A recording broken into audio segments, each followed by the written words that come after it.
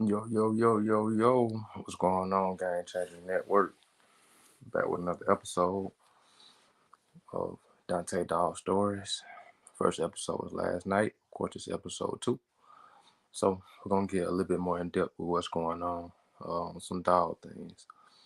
Um, First and foremost, thanks to 300cruises.com for sponsoring this video. If you're looking for extravagant travel, you need to check out 300cruises.com. Um, so, I got a couple of viewers. I'm gonna wait for a couple more folks, and I'm gonna drop the link, of course, to join the StreamYard in the comments. So if you want to join, you on Facebook, YouTube, just copy the link that I put in the comments and join the show. First episode, just copy.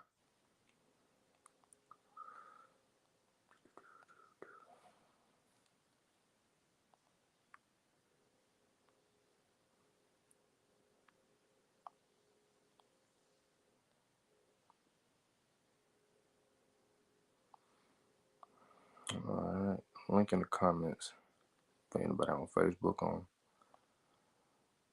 Donte Lemonade Game Changer. So y'all see the title of the show, Dog Socialization. And so that's what we're gonna be really discussing today. And the importance of it and why it's needed when having our own dogs.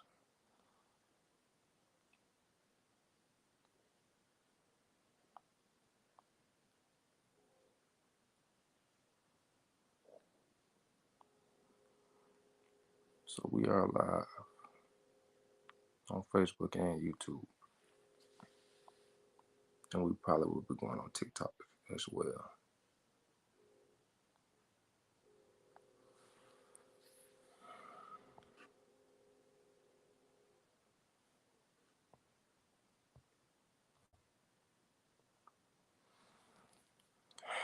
Now let's go ahead and get right into it. First and foremost, gotta announce the dog of the day, which is the Rottweiler. Rottweiler, of course, is a very known breed by a lot of people. It's one of my favorite breeds for a lot of reasons. And I'm just going to give y'all, of course, the things to know about Rottweilers as far as, just a couple of different facts.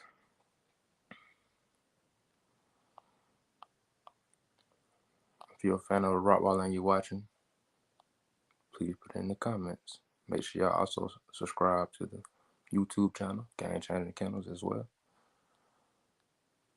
Of course, everybody knows that the Rottweiler is a pretty large breed on the spectrum of dogs. So you got your small breeds, your medium-sized breeds, and your large breeds. The Rottweiler definitely fits within the large breed section. Has a rich history of being a protector. Also, a herd dog, herd cattle, things like that. It's a lot of history that Rottweiler's been involved in war times and fighting alongside a lot of soldiers. They're, of course, good for protection, real man stoppers. So the Rottweiler is a very versatile breed when it comes to the history that they hold. Some things to know as far as their coat. They are not hyperallergenic. They actually have a double coat because a lot of Rottweilers are used on ships, and they would have to swim behind these ships sometime and basically guard the ships. So they actually have a double coat, like some other breeds. So if you had a Rottweiler before, you probably experienced a lot of shedding and things like that because they're not a hyperallergenic dog, and of course they also have a double coat. What are they good for? Rottweilers are good for a lot of different things. I think the main thing would be protection because that's what they naturally do the best. If anybody has had a true American or German Rottweiler, this Rottweiler in general, because even the names of how they get American and German is up for discussion. But a Rottweiler in general is a very great protection dog. When I say protection dog, I mean watching your home. It's going to alert you when somebody's around. It's gonna let you know, like, hey, I'm not familiar with this sight or this sound or whoever is on the premises, and then they will protect if it comes down to it. They're a very muscular, big breed of dog, and they know how to use it. They're not just big for no reason. So, anybody looking for a protection type of dog, definitely should think about the Rottweiler. Great companions too. Of course, any dog is man's best friend, but Rottweilers in particular, very, very loyal. Um, so that's of course some things to consider when about to get a Rottweiler. The purpose, kind of like how I said earlier, just in history, they've been bred to do a lot of different things. Work on farms, um, work in wars, again alongside soldiers and things like that. So Rottweilers have a very versatile history, and of course their uses, like I was explaining a little there too, as far as them being used on farms to herd cattle, carry wagons, and that kind of goes into the history of why the Rottweiler, by breed standard, has a dock tail, because back in the farm days, they would use the Rottweilers to, of course, hook up to the wagons. And because their tail is so bushy and so big, which they actually use, like I say, when they used to have the Rottweilers on the ships, they could prepare themselves through waters easily. On the farm, it actually was just havoc for them, because the tails would then, of course, hit the wagon and knock the wagon off track and things like that, and they couldn't have that. So they started docking the Rottweiler's tails, and that's where they got that authentic look from, with the docking of the tail. So something to know about Rottweilers, and that's the dog of the day.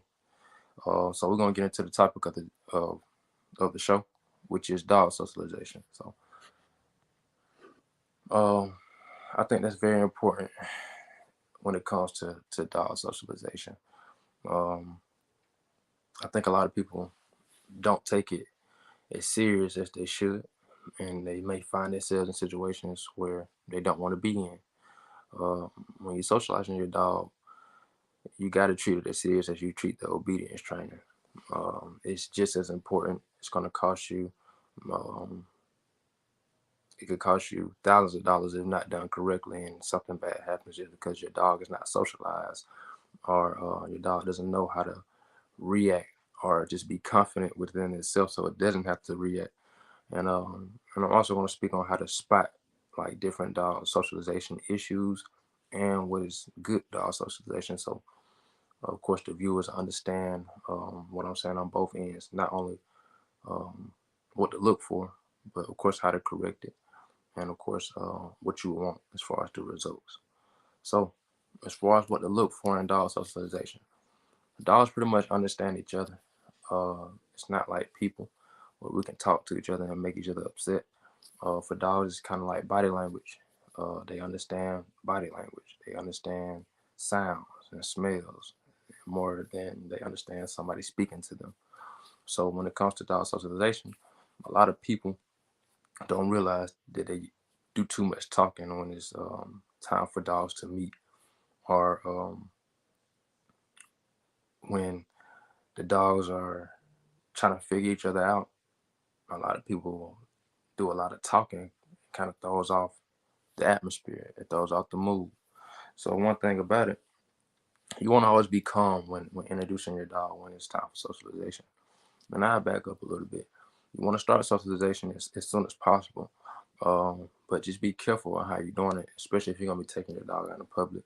You want to make sure your dog is vaccinated correctly, up to date on his shots. That way, you know, you're taking your dog into environments where even if something is there, your dog has already been pre-vaccinated. That way, you won't have any issues as far as the immune system or catching anything, parasites, all kind of things that could go wrong. So I always want to get your dog vaccinated, and I say start um, the process of socialization really 2 and 3 months old, because um, you want to get your dog as used to as many things as possible, as quick as possible.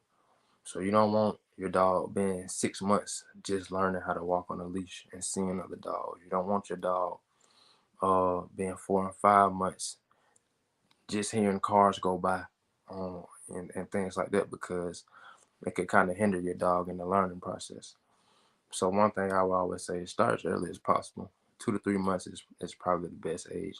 You really should start socializing your dog before you start doing the obedience training, because when you actually start socializing your dog and you can watch the behaviors of that dog, then you can actually see what would actually be the correct obedience to do with this dog. And sometimes they just give it away depending on how they act. So if you see a dog, let's say, being a little bit too aggressive with another dog, that's the time to correct.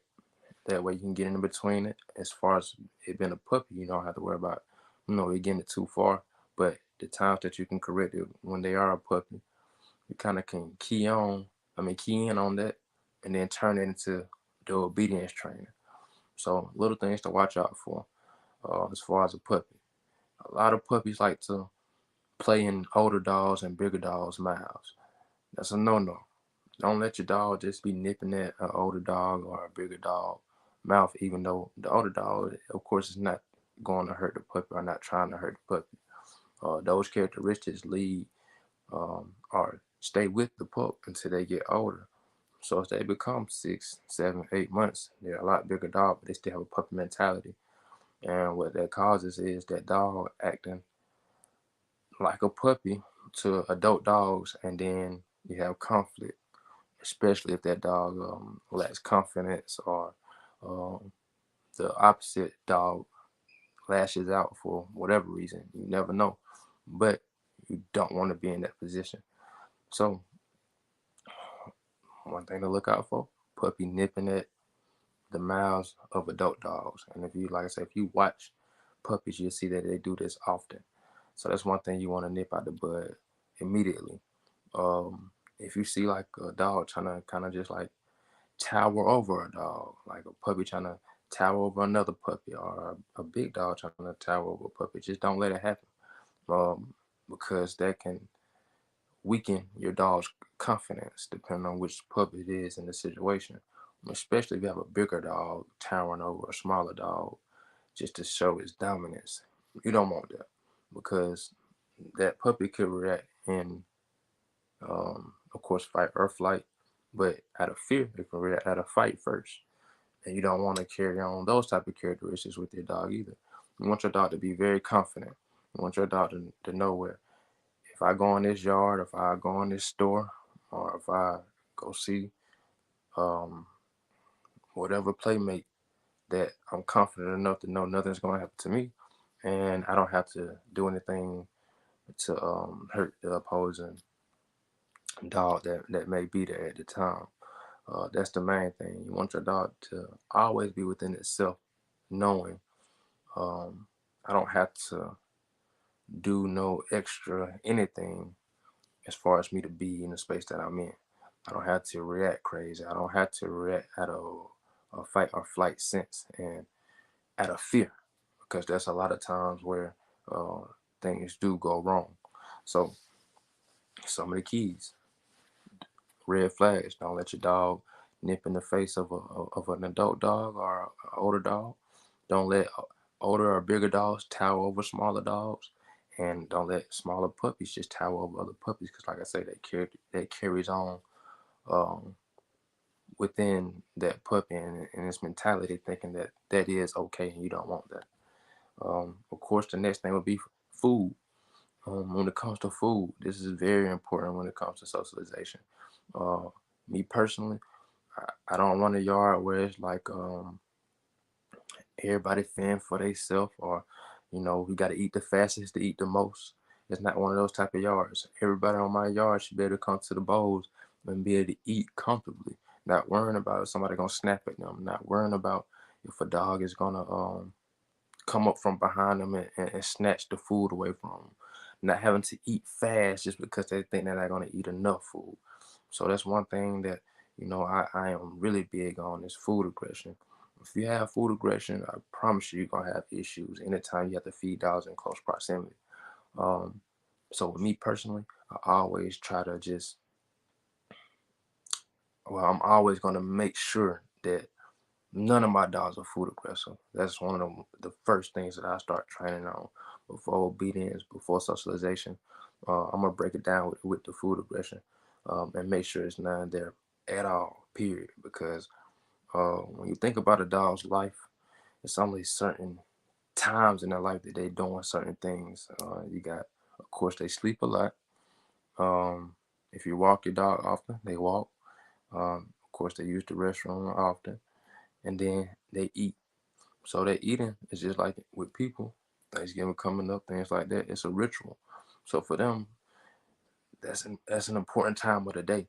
So for me as a trainer, as a breeder, I want to be able to lock in on the most important time for my dog, and make sure they understand who is actually in control of this time.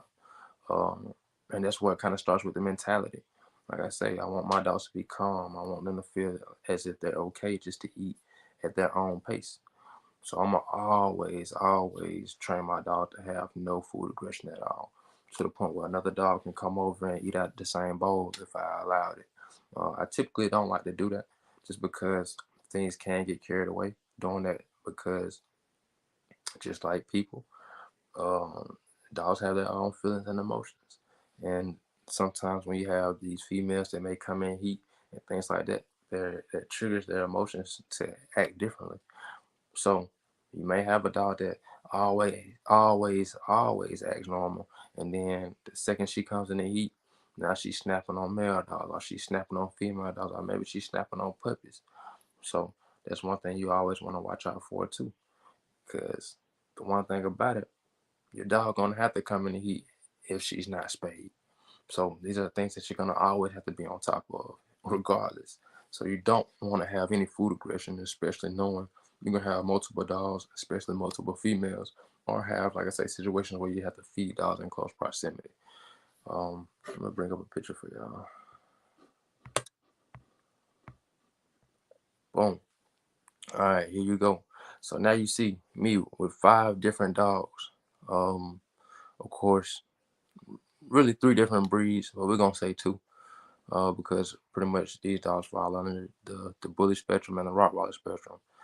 Funny enough, dog of the day yesterday, the American Bully. Dog of the day today, the Rottweiler. And then, of course, you got me right there. And so this is a great example of what dog socialization is, because all these dogs came into the program at different times, but they all had to learn the ways of the kennel the same exact way. So you see, the attention is, of course, on me, um, more so on the treat that I have in my hand, because that's what I was using at the time to entice them. But as you can see, as far as when I was speaking on earlier, as dogs, they know. They don't have to really speak on anything, and there's not a lot of conversation that has to be had. So how they actually prepare themselves in line or in like a triangle is actually based off the ranking that they believe they are in. Um, so the 2 dogs that are closest to the screen, which is the Fawn and the Rottweiler, those are the youngest pups.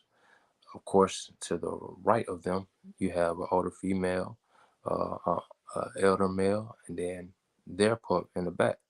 So understandably, the male closest to me, which is the eldest male who knows what's going on, he's been with me the longest. He's teaching everybody in ranking order behind him, which is, boom, you have Karma, the Brindle bully back there. He taught her. She taught. They both taught the daughter, which is behind them, and then to the left of them, you got the new puppies coming in, who they actually are learning from. So this picture here is all an example of dog socialization. These dogs are all at different ages in this photo. So there's something that this is the idea of what you want to have of what socialization is, the balance of these are the results that you want to get out of having good socialization, right? I should be able to feed all these dogs at one time. They should be able to eat all at one time and not have any issues. They should be able to all cohabitate at one time and not have any issues. And for the most part, they wouldn't. So keep this in mind. Keep this picture in mind. Anytime you think of dog socialization and what's a good example of it, have this picture in mind. Because this is the example. This is how it should look.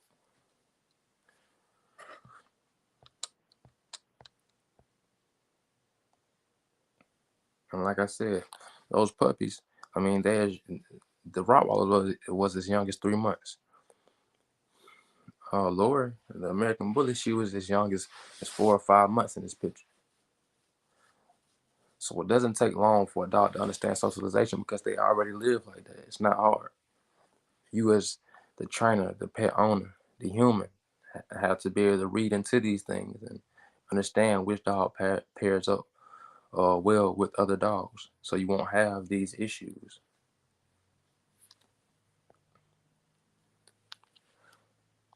And that's the main thing. When you don't have these issues, therefore you save yourself a lot of time, a lot of heartache, a lot of stress, a lot of habit, especially down the line in the future. Uh, Especially when you're on the go as well. Knowing that your dog is capable of being in any room and being able to go anywhere, and knowing, like, just say you're walking down the street, right? And this is a good way to spot if your dog has good socialization or not. If you're walking down the street and it's a house coming up on the right and they got a big dog in their yard, that dog usually runs their yard when the dog walks by, right?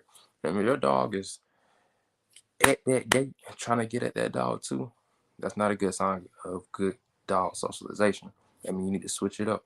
You should better walk past that dog with that dog doing as much as it wants to past that gate, because that is that dog's property, and your dog should be able to maintain his bearing and keep his head straight and keep moving forward.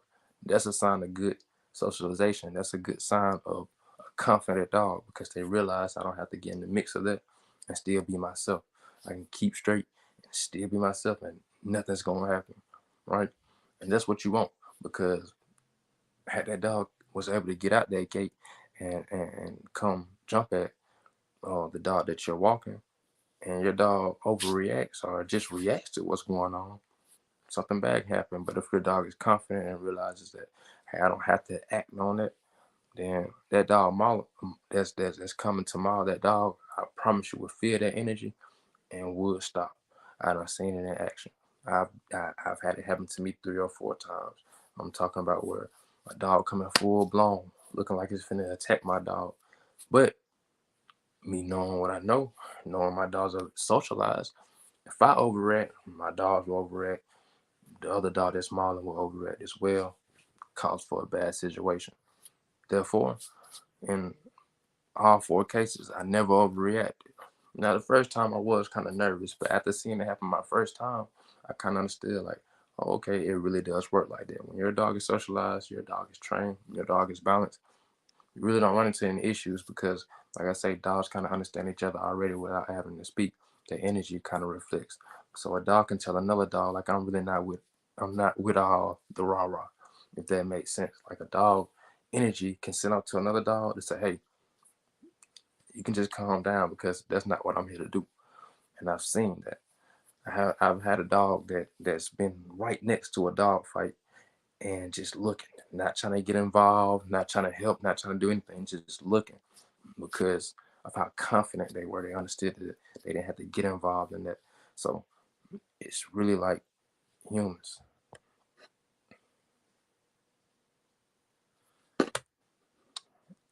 Koso, Cat Lego Koso, um, commented, but ain't nothing pop up in the box. So put your comment again. I'm definitely trying to see what you're trying to say. If you want to comment on the topic, if you want to join, the StreamYard link is definitely in the comments. Also, watching from Facebook.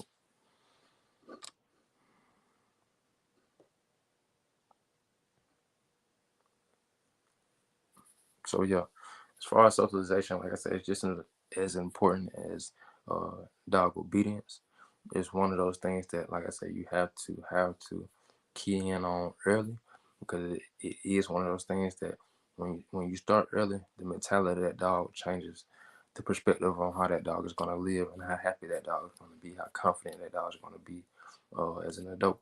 And one thing about it, you don't want a fearful dog. Um, a lot of times, that's where you hear a lot of these stories when the dog, quote unquote, turn on a person. It's because they're in a fearful situation. They have a fearful mentality because off the rip, like I said, it's fight or flight for a dog. So they're in fear and they don't have nowhere to run. They're going to fight. I mean, it's their only options. They don't have hands, and they speak with their mouths. Their mouths got a lot of teeth, so that's how they're gonna react.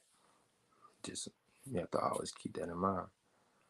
And even with people, adult socialization is very important because we have a lot of situations where um, a lot of people get puppies and they like to talk to puppies in a very high pitched voice. Like, good boy, no, no, no, no, they talk to them in that high pitched voice because of the cuteness of the puppy. And, they think this is okay. But honestly, that that conversation, like I say, dogs don't really understand the words that we speak. They more understand the body language, but the energy we're sending to the puppets, like having them like with an energy drink, you know, they're like on a Red Bull when we feed them that type of energy. And what they ends up doing, it makes that dog just acts like wow, like with no control. So you can imagine a dog that hasn't been correctly socialized, and you have those situations where you may go to somebody's home and they got a dog inside, and they like, Buster, don't jump up on him because he's jumping on company every time they walk into the door because the dog doesn't understand that people need boundaries as well. That's a socialized dog. When you can walk out into wherever you are and know that your dog is not going to be trying to jump on everybody that it see, knowing your dog is not going to be dragging you to go jump on somebody with a treat or anything like that. The dog should, like I say, be able to maintain its bearing at all times. That's what a good socialized dog is. That's what a balanced dog is. Um, and this is any breed. Of course, when it comes to the bullies, I'm gonna always advocate that every bully breeder definitely locks in on dog socialization. It just look good. It looks good for the breed. Um, to see, of course, the bullies be able to interact with any other dog breed and to have the stereotype that they do. So, as a bully breeder, I'm always say and advocate for them to, of course, um, just be headstrong on dog socialization because it's very needed. Even just aside of that, it'll save you a lot of issues because when you have bullies, when you do run into those type of situations and you don't have dogs socialized, especially when you have American bullies, those issues can turn into major, major problems. And that's nothing I would want for any breeder, especially not with the bullies and with the name that they already got. So definitely, like I say, stay on top of that socialization with your dog. Um, I appreciate the likes. Y'all keep liking that. Y'all keep commenting. I don't think Mr. Miss Kosa, you ain't coming back. But y'all share this too. Y'all know it's episode 2, dog socialization. We hop right into it. Of course, run this episode back to pick up on some of the tips that I was dropping. And most definitely,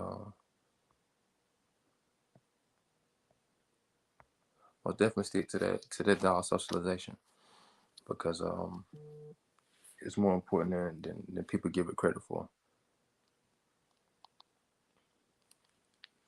And I ain't gonna be up here too long. Um, I know yesterday's show was of course a little longer than this one, but like I said, this is kind of how the shows will go. Um, I was hoping we was gonna get some guests on here today, but ain't nobody hit the link. So matter of fact, let me see if I can get somebody on here. Let's get some different perspectives on this.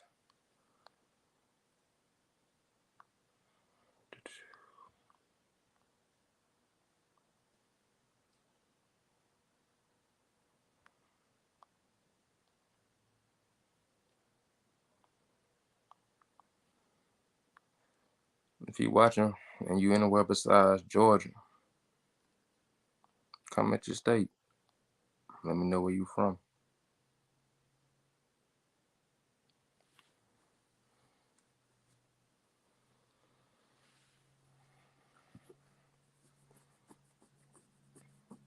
If you got a dog of the day that you want to learn about, or that you want me to speak on, comment. Send it to me in my inbox. Reach out to me. Let me know.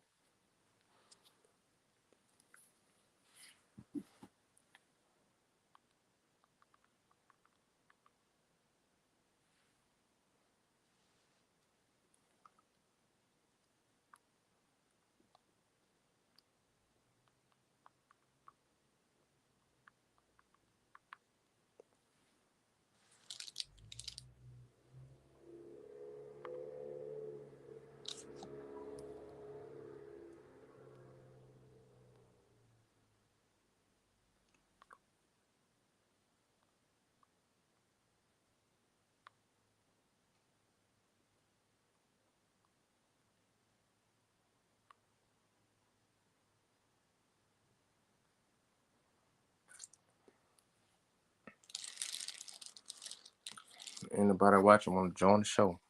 Let me know. Comment. I'll send the link. If not, I'm gonna get ready to wrap it up with a couple more tips, and then I'm out of y'all way. Anybody got any questions that's currently watching? I see y'all liking and loving the video. Dog socialization is the topic. Until then, looking for extravagant travel. 300cruises.com. And I definitely appreciate 300 Cruises for sponsoring this episode of Donte Dog Stories. Episode 2, discussing dog socialization. Of course, I got some of the merch on right now. If y'all looking to get some merch, some game changer merch, just dropped season 2 of our game changer merch. Pretty dope. Hoodies like this, but with a little bit of different design. Long sleeve shirts, beanies as well. So y'all definitely tap in if y'all want to do that.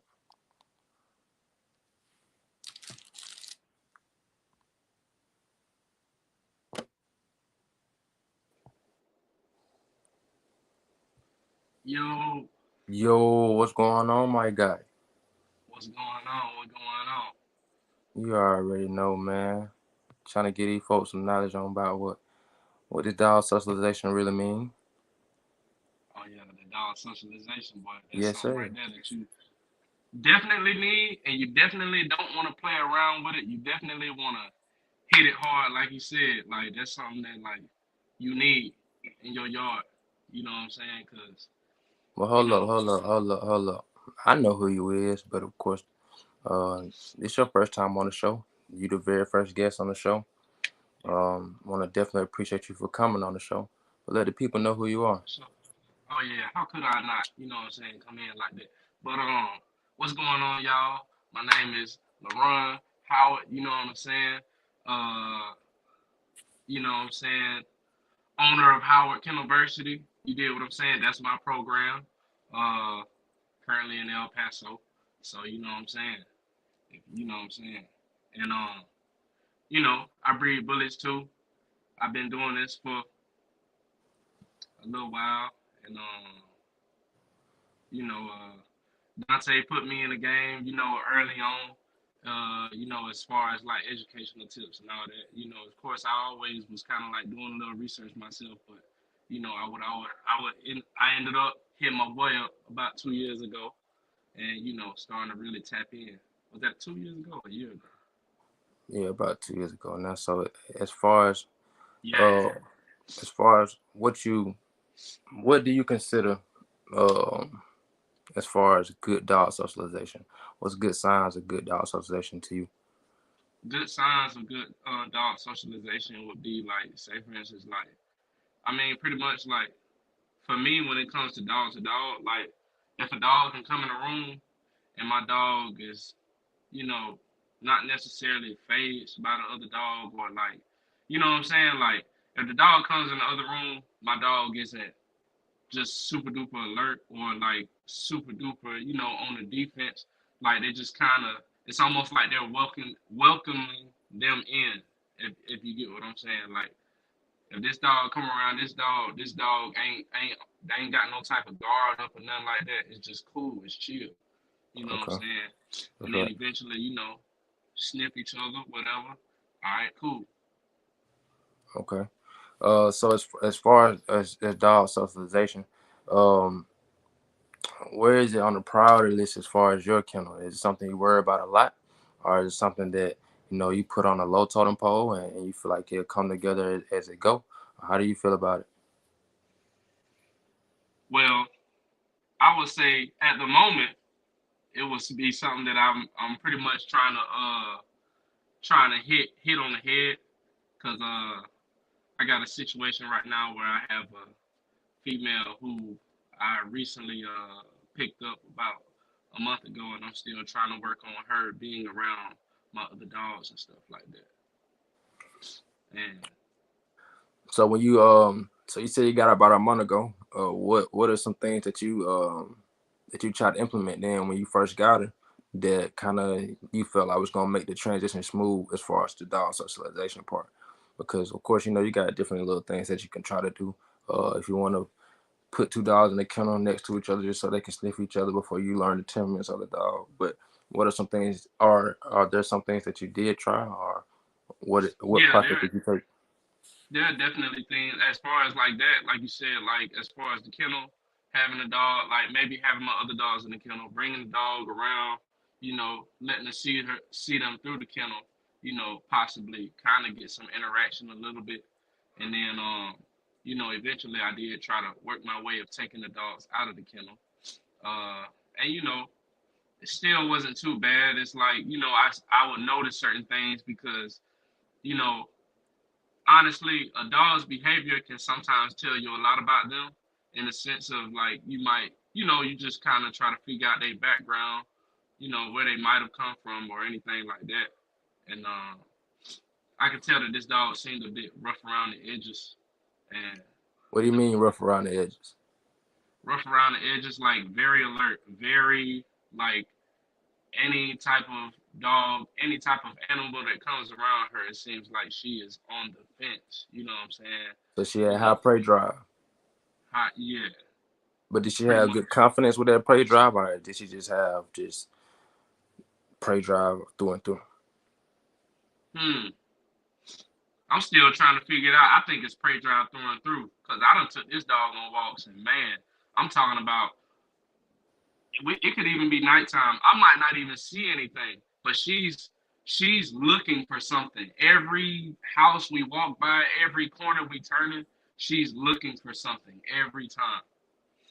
So what you doing to try to fix that? What kind of steps you taking every time she looking for something? I assume that she pulling you right on the leash or something like that. I might give her, yeah, she'll pull, and then, I might give her a little tug, and I'll be like, you know what I'm saying? Or I'll be like, Dixie, you good, Dixie. I'll try to talk to her or whatever. Or, Right. and if she chills out, then, of course, I'm gonna, be like, good job, Dixie. Like, good job, good job. You know what I'm saying? Maybe stop, pedal real quick, you know. Okay. All right. Stop right there. That's a good point. So you saying you immediately correct her by telling her to stop. Does she stop? Being that you only had her a month, she may not know your voice as far as taking commands. Does she stop right then, or do you have to work with her to try to get her to stop? Uh, at first, I had to work with her to try to get her to stop, and that was more closer to like say like a week out, maybe 2 weeks after I had got her. But now I can kind of get her to like stop more so, and sometimes I will have to come to a complete stop and just wait. You know what I'm saying? Try to get her to sit down, be like, hey, sit, and just wait, and just sit there and look at her.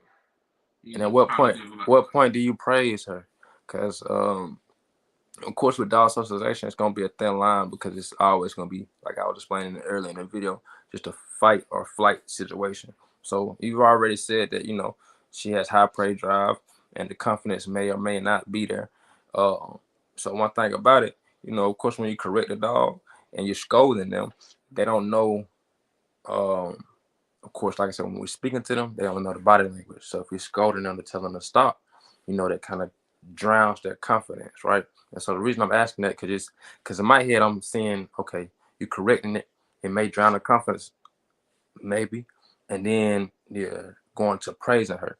So in her head, she may see it as, okay, when I do feel less confident, that's what he likes. And that was sending her into a state of I need to be reactive like this all the time because every time I do this and go here, he correct me when I lose the confidence, and then he praise me after I lose the confidence. okay, I see what you're saying. Uh,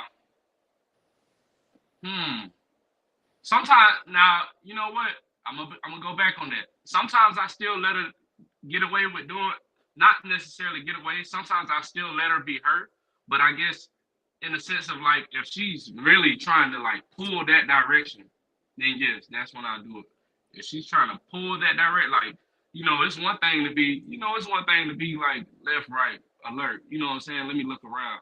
But Right, it's another thing to run straight to somebody's garage or run straight up under somebody's car because there might be a cat up under there or right. something like that. You know what I'm saying?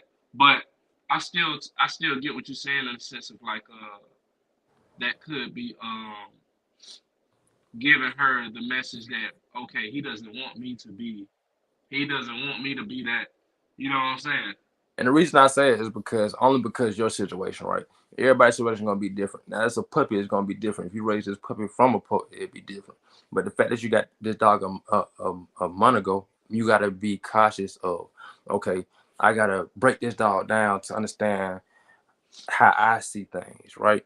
Because, like you said, you don't know her prior history or prior story. So therefore, what you're doing may be inciting her to continue to do that, right? So one thing that I didn't hear you say was, of course, like you didn't say I put on my program. Like I noticed this out of her, and then I turned that into this, so she can get on how I do things on my plan, on my schedule, on my routine. You see what I'm saying? And then that way you can learn that dog based on how you know the dog, instead of letting that dog show you who she is. You feel what I'm saying? Because when you let her show you who she is, it's kind of like that's where her confidence coming in at, not when it's supposed to be. When she's showing you up, when she like, oh no, this is who I am because this is what I came from. You know what I'm saying? Like disregarding all your yard rules, I'm gonna do it my way. You see what I'm saying? And that's where the conflict really come in at with the socialization, because you allowing her to be hers when you gotta step in and kind of guide her on what she's going to be. You know what I'm saying? Yeah, yeah, I get it. I totally get that. I like how you put that though. I ain't gonna lie, I like how you put that there. More It really definitely. made me see that. More definitely. So More definitely. But yeah, man. I definitely appreciate you tapping in. You was already watching the show, or you just end up tapping in when I had dropped the comment for the link. I was already watching because at first I had got on and I was like, dang, I was waiting on it to start. So then finally I got off and then I had to do some stuff. Then I jumped back on and I seen you was on here. Okay. So, but yeah, I think I've been in here for probably about the past 30 minutes. Okay, that's what's up. I definitely appreciate you watching, my guy, and I Yeah, appreciate you yeah, yeah, for sharing sure. the first episode yesterday too. How Oh you like yeah, the yeah, first for sure. episode? Hey, like I said, I like the first episode because I mean, you was just really getting down into it, bro. Like, you was just from actually showing people where you started at and actually being able to give them a presentation. You know what I'm saying? Actually giving them like a visual of like what you started with, what your vision was at first, or at least what you thought that it might have been at first. You know what Facts. I'm saying? And saying how you were, of course, you were trying to achieve something with what you had, and then you had to, you know, hold yourself accountable, and really, you just had to realize like, okay, this ain't it. So Facts. let me double back and see what's going on. Like, let me see how can I make, like, you know what I'm saying? How can I make this better? Let me tap in and see what's going on. What am I missing? You know Facts. what I'm saying? That's right. I got a And question then for you. Oh, go ahead. I'm sorry. I was also gonna say, and because I feel this right now. You know what I'm saying? I feel this right now. There's a lot of people that gonna be feeling like that. When people are trying to get into this, per se, you know what I'm saying? Even though me and you, we are people who have always loved dogs, right? But when Yep. people are trying to get into this and they want to get into it to actually be in it, like on a, you know, on a legitimate level, uh, like you said, you wish you would have just went back and said, you know what, let me sit up here and wait about 2 years and, you know what I'm saying, stack it up so that way I can go buy the right thing from the jump. You know what I'm saying? So that way I can go purchase the right ones from the jump. So that way you ain't trying to work your way off of, you know, lesser quality or anything like that. Or, you know what Facts. I'm saying? It's Facts. always about the quality. Facts. So, I yeah, I definitely like agree. that. Because I feel that now. Like, and a lot of people don't realize that, not trying to slow it down, but a lot of people don't understand that, bruh, before you know it, 2 years is a fly by so fast. You know what I'm Facts. saying? And it's like it's way better to sit up there and be patient and strategically do everything than to just jump out there. You know what I'm saying? More definitely. I definitely agree with you on that one, my guy. Um, But one question I got for you, I feel like Dante Dog stories would be the platform that's gonna kind of bridge the younger generation of breeders to the older generation of breeders because it's very needed in this space right now. Um, One thing, of course, how old are you? So I'm 27 years old. Perfect. So you'd be considered a younger breeder. What is one thing that you feel like that you would ask an older breeder and why? What's one thing that I feel like that I as an older breeder and why? Hmm. To bridge the gap now. We talking about something that you feel like uh, if I just had this knowledge from this experienced breeder, because I ain't gonna keep saying older because I mean when I say older I just mean experienced. I'm gonna ask some of this experienced breeder that I just wish they be willing to tell somebody a gem, right? And why is that? Because like I say, I'm trying to bridge the gap. So I know it's questions out here as us younger breeders that we have that we see of these experienced breeders that they're not reaching out and letting us know the information of what's really going on. So of course, eventually that this content is going to spread, it's going to hit the masses. They'll start seeing this type of stuff and start spreading that word a lot more. That's the goal for it. So, what's something that you always had on your mind that you feel like would be pivotal to your programming and something that you could use that you would ask a experienced breeder? I guess in the sense of I mean one of the things would probably be like, hey, especially for those experienced breeders who do have like a name behind their, a name behind their dogs, and as far as they're kind of creating their own lineage, I guess. Right. Uh, hey, how did you do it? Where do I start with it? How what is the best way to strategically, what I'm saying, I guess create my own bloodline, or what is the best way to stay within a certain range without going too far out, and throwing everything off, but just keeping everything consistent. Gotcha. And I guess yeah, that what I'm saying. And honestly, I like to pick people's brains, so I would want to ask questions like, hey, like what I'm saying, because of course we know, what I'm saying, like we said, we trying to bridge the gap. So what is it that you would, and I guess I would want to ask them, what is it that you would want the newer breeders to be doing? You know what I'm saying? Because I noticed that you know a lot of experienced breeders might have a good bit of things to say, or they might not agree with certain things. And even then, why don't you agree? Because I'm pretty sure that somebody before you did not agree with what you were doing, but I'm Fact, pretty sure you stood on it. facts. You know what I'm saying? And look at you. So why I can't go do the same thing? You know what I'm saying? Because you had your time. Hey, now it's time for us to have our time as well. That's right. Especially if we trying to do it, we trying to do it the right way, and we trying to take everything in the right direction. That's right. I definitely agree. Well, look, man, I definitely appreciate your time. I got somebody else in the guest box. I'm finna add on to the show. But definitely continue watching. Continue to share the content for me. Subscribe if you ain't already did it. I'm sure you already probably tapped in though. For And I, sure. I definitely appreciate that, man. But yeah, we're gonna definitely talk soon, man. For sure, for sure, for sure. I appreciate you, man. Oh yeah, Having me appreciate on your here. insight. Oh yeah, for sure. Be safe, man. All right, for sure. You too.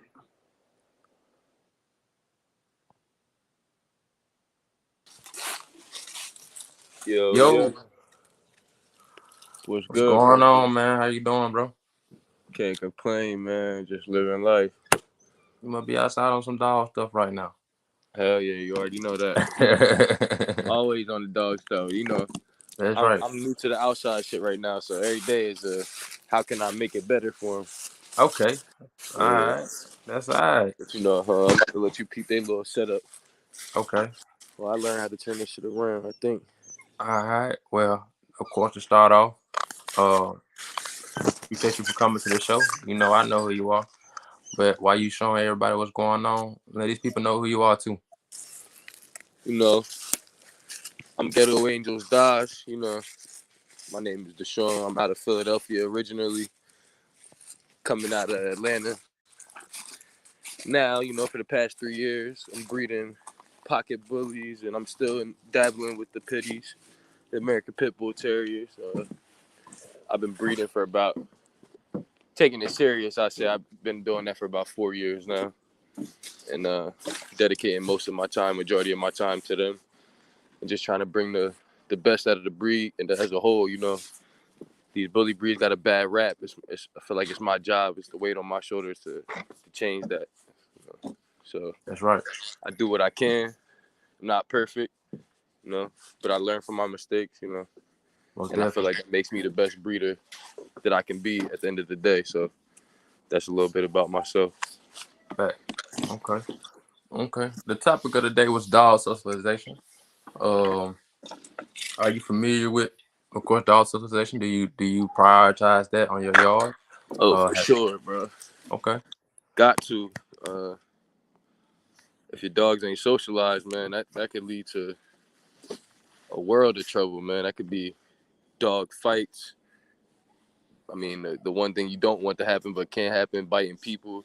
You just never know. Back. I'm actually one of my clients. I even hate to display this information out there, but as a breeder, we got to put our good shit out there and our bad shit so we hold other people accountable. So we got to hold ourselves accountable too. So Big facts. um, one of my pity breedings, I say probably like my third breeding.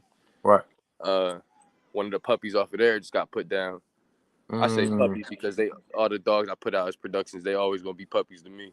of course. That's how I sent them out. So That's right. uh, yeah, he's about 3 years old. It's crazy because I got his sister right here. Mm, Uh, they're about to be 3, or they just turned 3 actually, and he ended up biting his owner, who's a family member of mine, a couple times. But the main reason was because she ended up bringing another dog, integrating another dog in the house after she already altered him, and she didn't alter the dog that came into the situation, and that caused a bigger gap between them being able to be socialized together because you took out a major part of their dog socialization, which is their scent.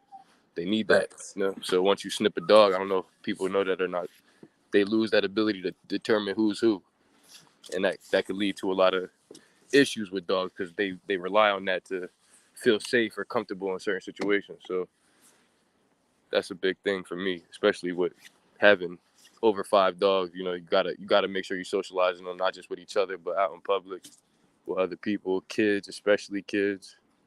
It's major, major for me. Most definitely, man. And yeah, all of what you said is key, bro. It's kind of what I was speaking on earlier as far as the things that you can run into. And I hate that you definitely lost that pup. Yeah, bro, that Your shit hurts, production. bro. Yeah, I already know how it And be. he So was a beautiful dog. I mean, and the crazy thing is, like, even with me, you, and Mike and Brad used to talk about like humanizing a dog. There was a lot of that going on in her household before she brought this other dog in. And like we try to say, like, not that dogs have emotions, but they kind of do. Like people, like they hold them jealousies, they facts, hold those things. They remember. Dogs don't forget anything, man. Nothing. facts. So when you do that, and it might be it's an owner mistake, but it's something that could have been avoided. It's something that could have been changed Yeah, if you tackle it early on. Like my mom got that problem right now. She has a boy and a girl off um, 2 litters. I had their separate litters. I think the boy's the nephew of the mom, I mean the girl that's in there. But right. she's altered and he's not, and they're always bickering and maybe taking it too far. And she's like, "Why?" And you got to alter him. You can't. Then that dynamic will never work. So Facts. you know, it sucks that it happened, bro. But sometimes that's just what people feel more comfortable doing. I can Yeah, understand the breed and the name that come with it, and that she was hurt by it too, having to do it. But I bet. for everybody I watching, fuck that old. those are some things that can happen when you humanize a dog and you try to add on to that pet family, and your dogs can get jealous. I've seen it happen with my own eyes, man. It sucks to say, but it's a possibility. So you got to just make sure you're doing the right stuff as an owner. That's right. I definitely agree with you, and I kind of spoke on that as far as dog socialization with people, like you're saying. And, I probably had to do a whole another section just for dog humanization because, like you said, that alone is a part that could wreck a dog life if not done correctly too. You Right, know what I'm for sure. saying? Because people definitely try to treat dogs like they're the actual kids, like they're human kids, and try to do human things with them, putting on clothes and Yep. have them eat at the dinner table. Yeah, lay in the bed with them, Correct. getting on And furniture, any type of furniture. I don't let none of my dogs on any furniture. Like what's anything my good, Mike? kid or me sits on, that's dead because we're not equal, no Facts. matter what. Even my daughter, I be trying to tell people, my daughter can send my full grown dogs into their cage. She's 1 year old, and it's because they recognize from day one, even before she was born, or when she was in the hospital when she was born. I'm bringing clothes home with me to let them out every day, and everybody get a piece. You Facts. gonna know this scent. You gonna know that this my kid. She's now your new owner. At the baby age she is your new owner. Man. That's right. We're not playing no games. But I think like, especially with these bully breeds, the actual bully, American bully, when we talk about the smaller size ones, XLs have the size and the demeanor that shows you, you got to have some respect for that dog. So most people are not going to go and not train that dog. But I see a lot of people with these smaller dogs, the pockets, the micros, not really like digging into that training aspect where you should, because Right. they think they're small. And that's small dogs across the board, not just bullies, but Yeah. it's even more dangerous with the bullies because they're still bullies. They still come from American Pit Bull Terriers. They still have that stigma over their head, regardless of how much we try to breed it out. I'm not gonna say breed it out because even these bullies have like, I'm gonna say it, they got game in them. It's evident. I can see it in my dogs. They got that drive in them to go when it's necessary, and people think it's just not there, but that's not true. And even with that dog being a bully, the people of the world, and when stuff goes left, they're not gonna look at it like, oh, it's a bully. They're gonna say, bully breed, kill it. And we don't get second options with our dogs. We got one time to have a mistake, and that's it. So Facts. socializing, not humanizing dogs is definitely Facts. key. Facts. Yeah. Hey, you know how I feel about that. I definitely agree with that for sure. And one thing you said is we don't get second chance with our dogs, and if we Nah, do, it's very rare. You know what I'm saying? Shout out to our boy AK Mike. He tapped in. He just commented, said what's good, my boys. So yo, appreciate bro. that, Mike, for the comment. Appreciate you for, of course, watching the content. Keep liking, keep sharing, like we know you gonna do. My boys up there in Ohio, but Yeah, it's getting cold up there. I know it's cold up but there. I It's know it's cold cold. down here, Bro. boy. I don't even want to deal with no type of cold like that. Yeah, man. I'm not going. I used to deal with it. I ain't going back. Forget all that. Facts. Hey, shout out to that sixth person that just came in and like the broadcast. Y'all up late tonight. I appreciate that. Of course, y'all keep liking the broadcast, keep commenting, and share this content too. Let somebody know. Oh yeah, I know it's cold out there, my guy. So let me hit you with this because we talking about dog socialization. Me and you was talking 101 before about, I had told you my girls got into a fight, right? Yeah, After my Merle Rebel, she got attacked by my brother's dog. right. Her whole demeanor switched. She's still a sweet dog to this day. She loves other dogs, but it's just there's immediate tension with her, and I call her sister. They're no blood relation, but they grew up together, same kids, they're the same age. I got her right around the same time. They did everything together, so ate out the same bowl, water. But as soon as that attack happened, it switched. But That's I'm right. starting to see signs of life with that relationship again. Now, me and you talked, and you said I should never revisit it because they're females. But I'm almost tempted to because of the relationship they had before. And like, I hate I hate saying it because everybody say that shit, but I know my dogs. Like everybody say that. I know, and it's hard to say that because it's a dog. At the end of the day, you might know your dogs, and then you turn around for a second, and it's on. So, but a situation that made me think that I could revisit it was we're moving right now. We got an Airbnb. I had all the dogs set up in a cage, and I had the girl Rebel, my Merle, out in her little pool area with her puppies chilling. She's the only one not in the cage. I'm letting the black girl she got in a fight with named Eris. I'm letting her out. She has to walk past Rebel to go outside. And that's normal. That's cool. She let her past earlier. This time, Eris stops and puts her whole face in the pool with the puppies while Rebel was right there. And Rebel didn't do any. There was no growling, hair raised, nothing. So I'm like, Every other dog that came there, she growled, but she didn't do it with her. Hey, Like that dynamic is just weird to me. So, and yeah. because you the dog man when it comes to the trainer, what you think I should do? What would Hey, you do? uh, me personally, like I said, after after 2000 got into it, I'm never going back because I know what that's built of. These dogs are very very smart. And then one key thing that you said, like I said, you're in the middle of a move. So for the dogs mentality, it's the same thing.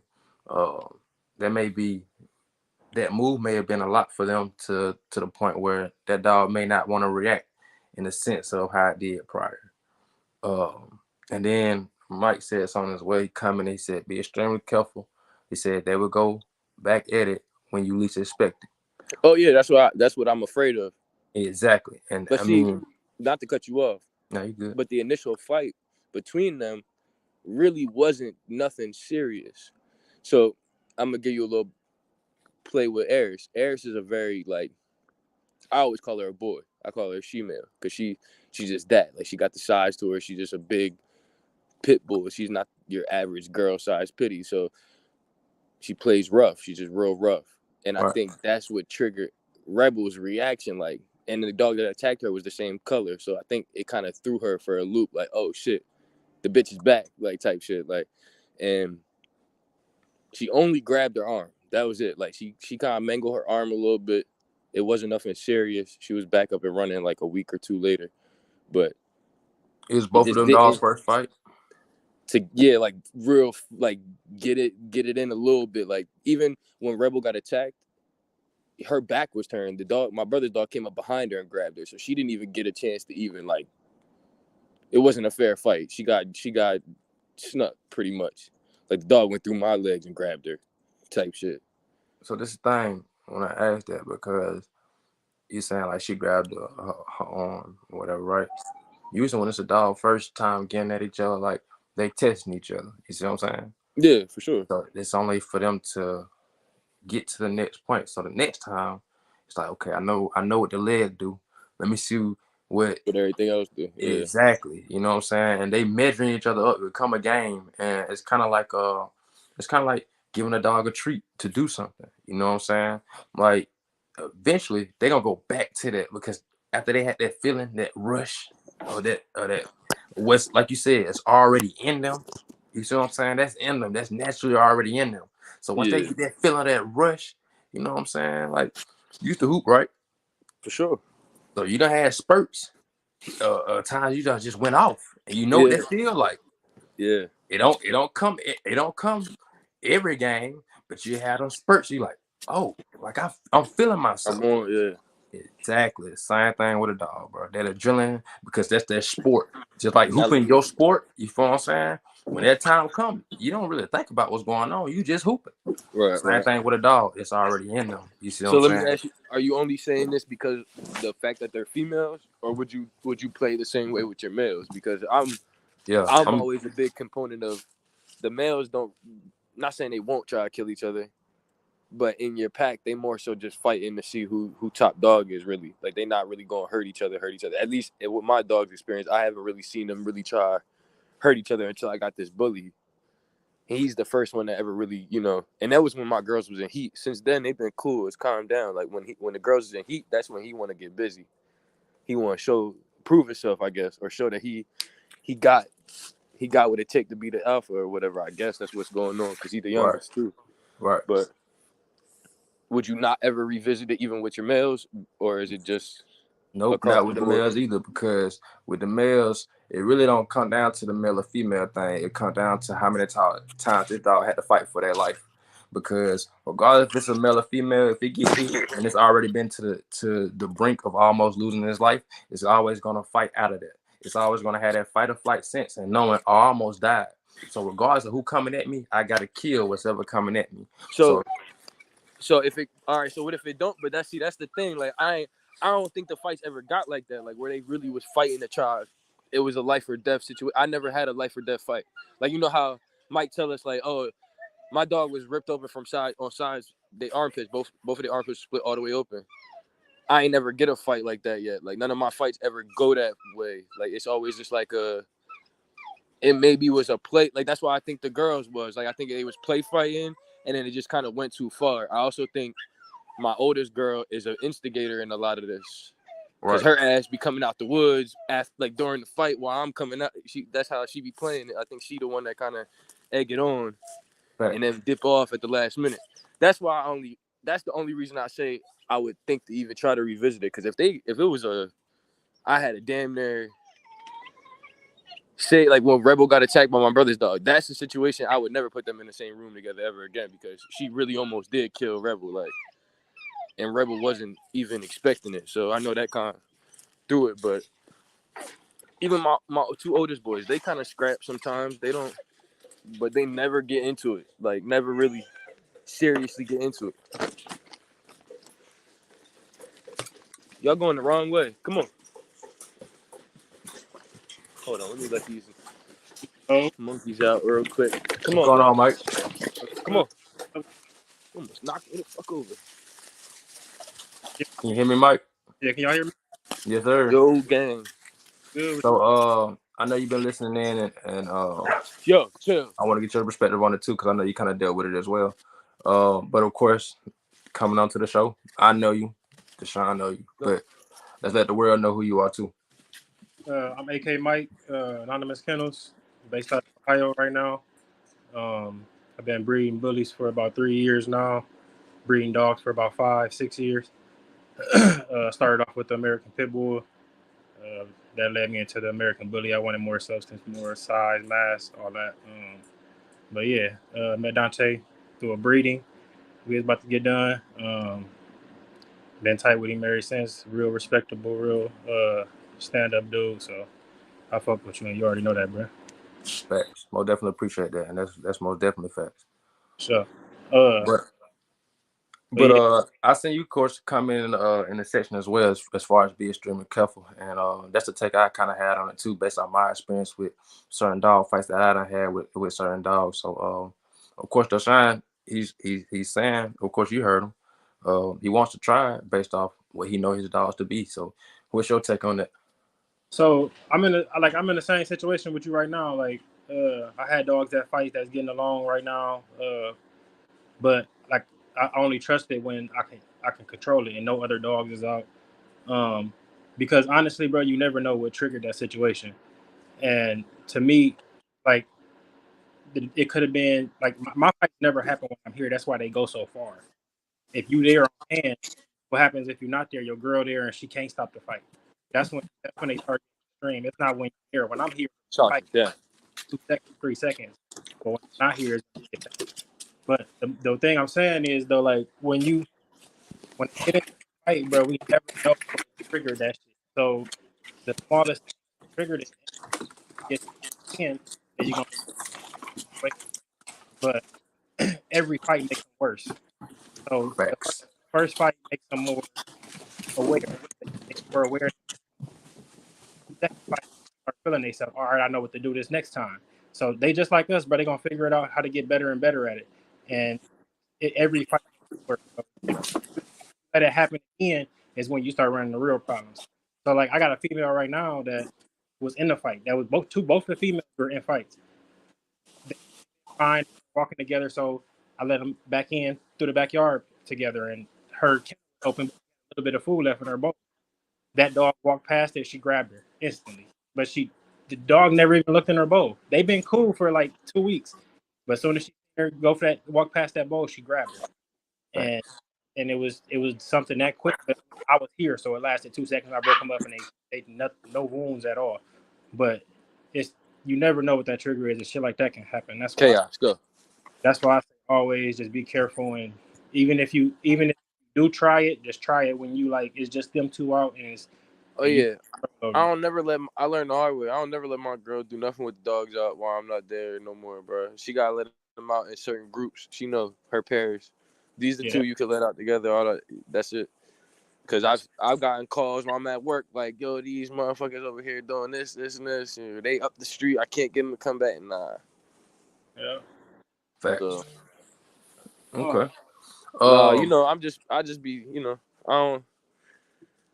I ain't if I had scared to do it, but I ain't, I don't want my dogs in the crib feel like they can't. I've been feeling like they can't socialize with each other the way they want to, just because of that stupid ass fight that I ain't think really was that big of a deal anyway. But I'm always, I'm always careful with that shit. I ain't gonna just do it. Yo, chill out, Sasha, get up. Hell So yeah. I Yeah, gotta she ask, loves playing with these puppies. what's one thing that y'all felt like that y'all feel like coming into prior to learning about dog socialization, what's the key thing that y'all feel like y'all would have known before dealing with a situation like how we're speaking on right now?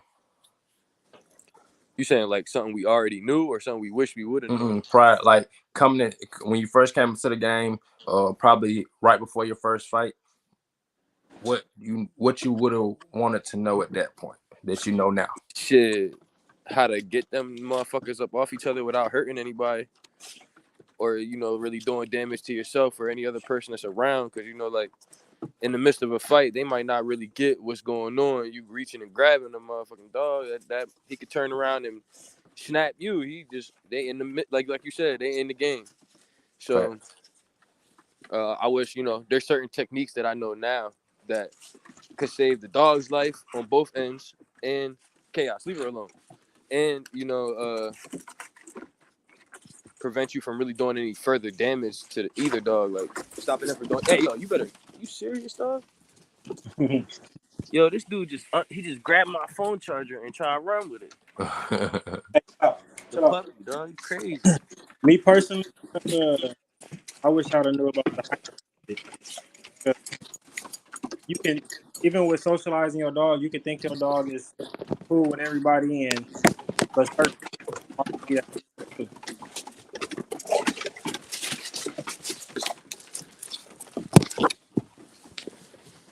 You hear me? Yeah, I can hear you. All right. Uh, but yeah, like I said, certain people can be that trigger too. So if you got like a dog that feel like he can take advantage of a certain owner or anything like that, then that can turn into a bad situation. Even if the dog is social, like all my dogs have always been around other dogs and play with other dogs, play fine, been at dog shows, but it's certain things that trigger dogs that we don't know what's going on there. So even though you got your dog socialized, understand there is still a hierarchy and there is dogs that will try your other dogs in the program, and you got to be there or the alpha has to be there to control the situation whenever that situation does arise. That's why Doshan said he don't let his girl take his dogs out. I ain't having it, bro. Like, don't nobody take my dogs out now, because I never know, like, if it's just a person or because it never happens when I'm here. It's only when I'm not here. And Facts. when they do fight when I'm here, it's quick little scatters and I get them apart and they good. But when I ain't here, it's a whole different situation. They get ugly. And one more question. I know you got them pups on the ground. How you gonna be incorporating them into your yard as far as dog socialization? So basically the dogs that I feel that's my program that are trained well, that I want these dogs to have, these puppies to have that same traits. I'm gonna put them around them more. Um, that way, so they can rub off on them a little bit, teach them their ways, and also keep them in check and put them in check. Um, but the dogs that are more aggressive, more hype, I'm just gonna keep them separate until I feel like these puppies are big enough to handle themselves and, you know what I'm saying, fight back, because they gon' scuffle, but I want to make sure that they're able to fight back and play rough with the bigger ones. But for now, it's gonna be the smaller ones and making sure they learning from the good dogs instead of, the wild ones. Less. What was the Get, question? My fault. no, you These, good, fam. Um, I know you got pups it's coming. like, yeah. So as far as your pups coming, how will you be doing your socialization on your yard as far as the pups with the older dogs? Oh man, I always personally like to let them out with mom and dad first. Yo, chill out, yo. Y'all just went out. Cut that out. I like to let them out with mom and dad first. Of course, individually. I've noticed mom likes to try to pick on dad when they out there with the pups. For But sure. and then I'll go in kind of like the pecking order: alpha, if I have some younger puppies around, I might let them out in between too, like individually, so they could just get the feel. They kind of been around the older dogs too, and they'll play. Go Aries. They'll play with the puppies and kind of ease. Some of my older dogs don't mind the puppies, but they don't care for them, so it kind of eases the tension if you got younger dogs around too that can do most of the playing and let the bigger dog figure out what's going on for real. Um, that always works for me. And then the next thing for me is getting them around my kids. But I mean, my kid. But you know, that kind of happens like now. Like I can let the girls out to use the. I got two litters at the same time right now. I can let the girls out to use the. Go, Eris. It's nice to see you too. But I'm on the phone, kid. Uh, while I'm letting them outside, I'll go look in there, and she's in the pool with the puppies playing with all of them. So that already is there. That kid element is already getting instilled into them as we speak. So, and like I said, that's major for me for any of my dogs. I feel like that's especially with our breed. I stress that all the time. Even the people I sell these dogs to, like getting them around kids early is always a great thing. You can't do Yeah, any wrong doing that. The longer you wait, the harder it's going to be because they're not used to being around kids. You know, especially something that's eye level to them. I try to get people to realize that, like, if they've never been around kids, you just throw a kid in a situation. These dogs are eye level to something that's you don't really ever look a dog in the eye. That kind of is a threat to them. So, yo, fact, chill, pop, go, bye. big fact. Okay, But yeah, so that's how I do it. so I got one question for both of y'all boys. For of course, I get ready to end the show. Um, my whole thing as far as what I'm doing, apart from what we had already started doing, is still just bridging the gap between, of course, the generational breeders. And I said I'm gonna stop using older breeders, and I'm just start using experienced breeders. So whoever wants to go first can go first. But what is one thing that you're wanting to know from an experienced breeder right now, currently, that you feel like can be beneficial to your yard or your program?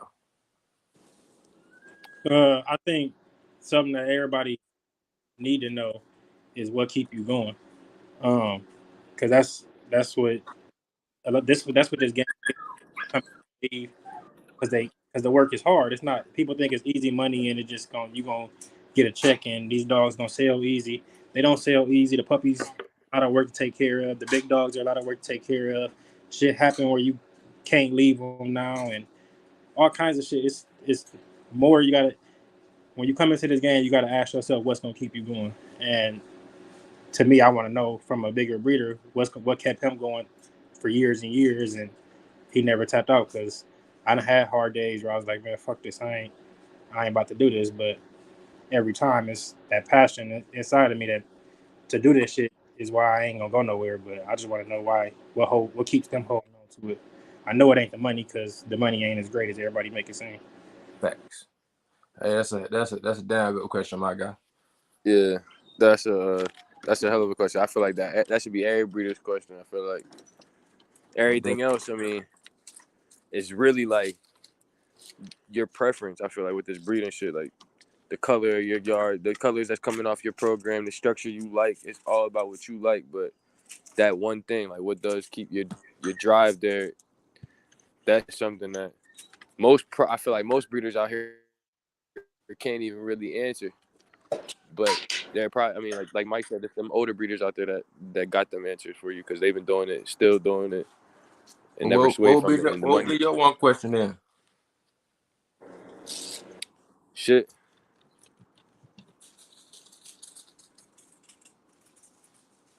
What's the biggest reward in this whole thing? Like at the end of it, honestly, like you got the drive. What's the drive that's keeping you going? But what is you striving for? Like what's your overall goal at the end of this? What are you trying to do? Because majority of what I see in this whole thing is everybody just want it for money. That's not that's Can I not me. can I But, answer that?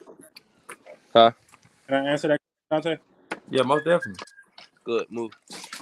Not saying I'm too far ahead, but to me, what keep what was most rewarding, bro, is seeing my productions. Um, and I think that's what most of us, most breeders that's doing it for the right reason. And seeing them make people happy, seeing them in the shows, winning championships. Um, all it just your production shining is what we do it for. You're a breeder, you breeding for your production. So I think every big breeder they probably give you a more elaborate answer, but No, yeah, no, I get that part. I mean, like, but like even like times right now, like we all know right now, dogs not really selling like that.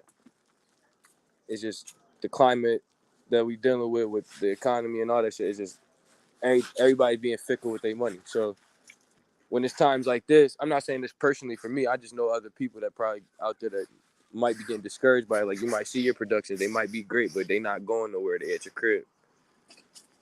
When it gets to that point, what is the overall reward that you still pushing for? Because you got to keep. I mean, obviously these breeders probably the older breeders went through these same times too. They had to. This history just repeats itself. So what did they do at this time? What was their focus point when it was like this? To be like, all right, this is how we gonna play it. This is what's the next. This how we gonna move to the next thing. Like when shit dry up, how did y'all? What was the next strategy? You feel me? Like that's I would want to pick an old head's brain about some shit like that. Like, what'd you do when the shit dried up? Not saying I'm gonna take exactly what he did, but like they probably know some shit that I definitely don't know. That how to make some shit pop or make some shit shake for them that ain't really working for everybody else. new market, uh, Yeah, that too. new marketing mainly. But another thing is a lot of breeders, if the puppies ain't selling, they don't have a problem keeping them and Yeah. holding them and watching them grow, and then figuring out what they got to do better in their next breeding to make better puppies, or what I got to breed these two to make better puppies. That's like I said, if you're doing it for the right reasons, puppy selling it will never be a problem because we don't do it to sell puppies. We do it to Bye. create a product, Bye. and that's push. That's seeing your product grow in your house is going to look at your dogs because you can watch them from a picture or see them from a picture or video posted already no justice. So if you get to sit there and watch your production grow, then you really act away to this breed. A lot of breeders would rather hold on to it if you're doing it for the right reason. Like I don't mind holding on to a puppy if I got to. I ain't gonna lower my value or rush them out if they're not selling. If somebody don't want to pay that price, then the next person will. It's just gonna take a little bit longer. You ain't Facts. talk, you ain't talk to the 3.9 million or whatever for billion we got here in America. So if Facts. puppies selling, people just don't want to buy bullshit for real. Nah, that's for real. And And that word got out. Fuck a lot of us up for real. Word Huh? got these dogs being healthy, all kinds of shit. So a lot of people were skeptical about who they buy a dog from, and that's you Oh don't have to worry. yeah, but that's You the don't have shit to I worry was about. waiting for You don't for have that to. shit to weed itself out. Yeah, for sure. And It's it's gonna. always gonna do that though. I feel like it's always gonna do that. It's always gonna be this influx of breeders that come in and think they got the bag, so they about to take off. And when they see the real work that's behind the shit, and how much money you actually lose, bye, get out of here, see you. Then they be dropping out of it. I mean, I see it a lot now. Like I seen people I know personally that try to start breeding this past 2 years, and they ain't no. I don't see a dog in sight no more. Yeah. That's how it be. That's the game, man. But Real shit. most definitely appreciate y'all boys' insight, man. Y'all know me having more shows like this. If y'all up tomorrow, I'm gonna be going live again tomorrow. But like I said, this was going on, man. We're trying to bridge the gap. So all these questions hopefully gonna get answered. I'm gonna have some more experienced breeders up here, more than us too, to speak their insight, to have and ask questions of the younger breeders and what they think too. So it's definitely gonna come together. But I definitely appreciate y'all boys for the support. You know what I'm saying, for what's going on. So You already know, bro. yes, sir. But I'm finna get ready to wrap this show up. And like I said, y'all boys keep supporting me, man. We're gonna keep rocking. You already know that shit ain't gonna never change, bro. Big Never, bro. facts. Big facts. Locked Big in, Giving out bro. facts. good, giving out good information and keeping your shit going. I'm proud of you, bro. Appreciate that, famo. Yeah, keep going, man. I'm definitely Most gonna come definitely. grab some beanies too, man. I need Say them shit. It's less. getting cold out here, bro. Say less. Let me know what you need. I got you. Yeah, definitely got to come cop some. Say less. That's the mood in. About that. All Yeah, right, boy, yo. be safe, Y'all be man. safe, man. Yep.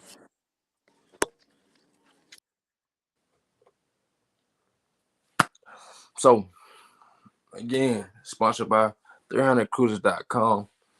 Appreciate you for sponsoring the show. That's Donte Dog Stories, episode 2, in the wrap, Dog Socialization. So y'all heard from 3 different people besides myself as far as why it is very important to socialize your dog. So you won't find yourself in situations that limit your pockets, limit your time or anything like that. So moving forward, episode 3 will be tomorrow. Y'all tap in, continue to share the content, like it, subscribe on YouTube, Gang Channel Kennels. Um, if y'all want some of this merch, also contact me as well. And we'll see y'all tomorrow. Donte Dog Story.